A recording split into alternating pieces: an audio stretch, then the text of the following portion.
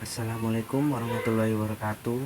Perkenalkan, nama saya Muhammad Badrus Soleh dengan NIM 20 10 11 40 15 07 dengan kode kelas 08 TPLE 002. Di sini saya akan menjelaskan dengan materi privasi Filosion untuk memenuhi salah satu tugas materi mata kuliah etika profesi yang dibimbing langsung oleh Ibu dosen Intan Kumalasari.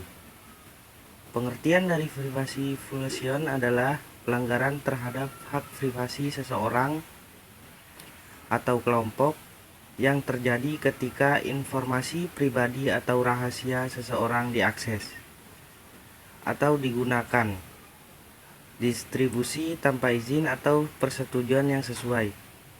Ini bisa mencangkup berbagai aktivitas seperti penyusup ke dalam akun online seseorang tanpa izin, mengumpulkan informasi pribadi secara ilegal, atau membagikan informasi pribadi seorang tanpa izin mereka. Pelanggaran privasi seringkali merupakan pelanggaran serius terhadap hak individu dan dapat memiliki konsekuensi yang merugikan secara finansial, emosional, atau bahkan fisik. Salah satu kasus privasi violation yang saya ambil adalah tentang kebocoran data pribadi yang dipublikasikan dalam salah satu forum online. Saya akan paparkan sebuah data dan faktanya berikut ini. Menurut data dari Kementerian Komunikasi dan Informasi, sejak 2019 sudah ada 78 kasus terjadi pencurian data di dalam negeri, di mana kala kita melihat sejak Januari sampai dengan Januari sampai dengan Juni 2023 tercatat ada 35 kasus. Jumlah tersebut melampaui banyaknya kasus kebocoran data yang terjadi di setiap tahunnya sejak 2019 hingga 2021. Berikut saya akan paparkan kebocoran sebuah data yang pernah terjadi di Indonesia di tahun 2022 terkait dengan data SIM card yang dijual saat itu diklaim sebagai ulah hacker Bejorka. Bahkan kabarnya ada 1,3 miliar data SIM card yang telah diretas. Data yang bocor termasuk NIK, nomor telepon, provider, bahkan sampai mencapai 87 GB data. Data itu semua dibanderol seharga 743,5 juta rupiah. Lalu pada tahun yang sama ada kebocoran data terkait data nasabah BSI atau Bank Syariah Indonesia. Sebelum terdapat keluhan gangguan layanan transaksi, Lockbit mengeklaim serangan terhadap BSI ada 1,5 terabyte berhasil dicuri dalam kasus pencurian data ini. Sebagai informasi, Lockbit adalah salah satu kelompok hacker asal Rusia. Lalu Lockbit bernegosiasi bersama pihak BSI dan meminta tebusan sebesar 296 miliar. Karena tak kunjung ditebus, Lockbit menyebarkan data tersebut di pasar gelap pada 16 Mei 2023. Masih di tahun 2023, soal kebocoran data kali ini ada 34 juta data paspor yang kembali dilakukan oleh hacker Bejorka. Data-data itu diunggah pada 5 Juli lalu. Data yang bocor yaitu nama, nomor paspor, masa berlaku paspor, tanggal lahir, gender, dan data-data itu dijual seharga 150 juta rupiah. Yang terbaru ada pada tanggal 14 Juli 2023. Ada kebocoran sebuah data Dukcapil sebesar 330 juta data diunggah di situs Brex Forum yang mengklaim adalah akun RRR atau Triple R. Data yang bocor adalah nama, tanggal lahir, nomor KK, alamat dan nik orang tua, dan nomor akte nikah dan agama. Nah, itulah sejumlah kasus pelanggaran privasi yang melibatkan salah satu oknum yang disebut hacker. Kebocoran data yang terjadi sejak 2019 sampai 2023.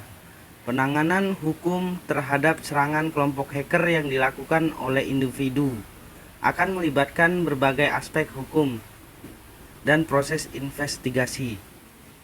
Ada 5 proses yang harus dilalui. Yang pertama adalah investigasi.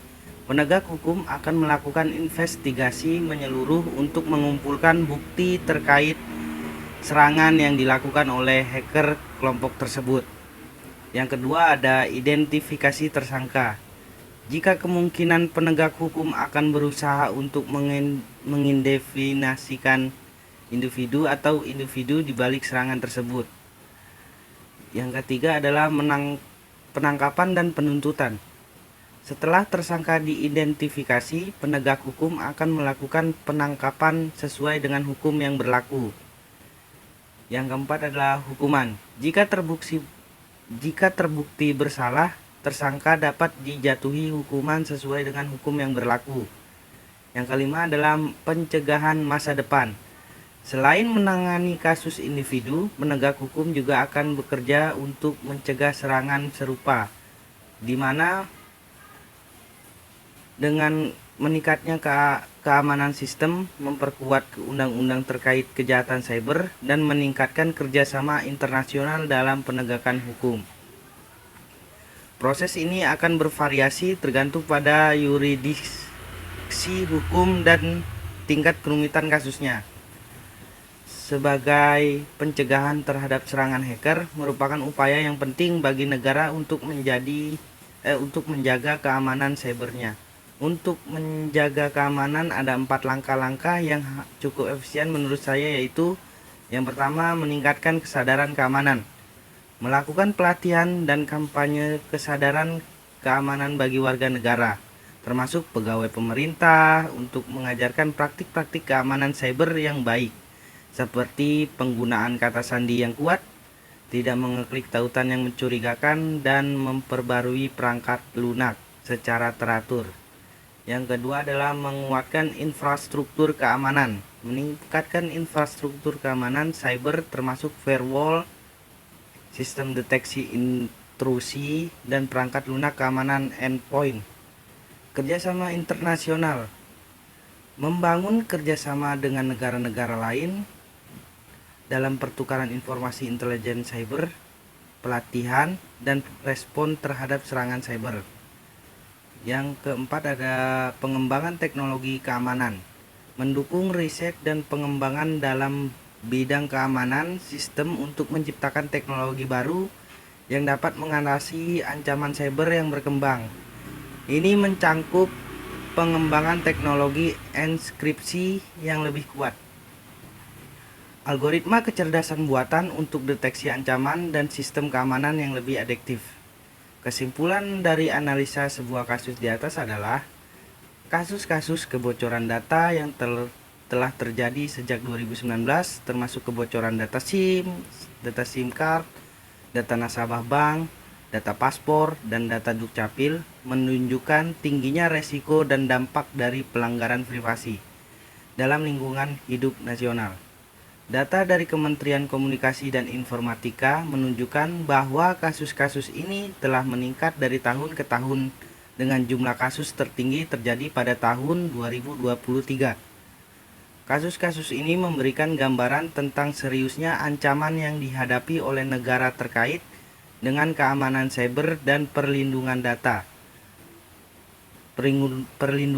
pribadi warga negara.